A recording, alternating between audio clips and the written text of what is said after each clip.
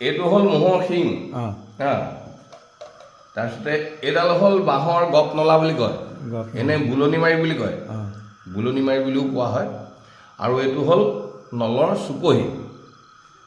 আৰু চুপহিৰ লগত আজিকালি এই বস্তুটো থুৰি বুলি কয় থুৰিটো লগাই ল'লে বজাবলৈ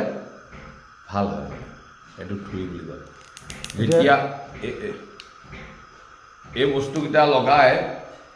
সম্পূৰ্ণকৈ পেঁপাটো এনেকৈ লগাই লৈ পেলাইহে বজালেহে আপোনাৰ সম্পূৰ্ণ এটা পেঁপা হয়গৈ এনেই ম'হৰ শিং হৈ থাকে এতিয়া মই পেঁপাৰ বুলনিটো দিম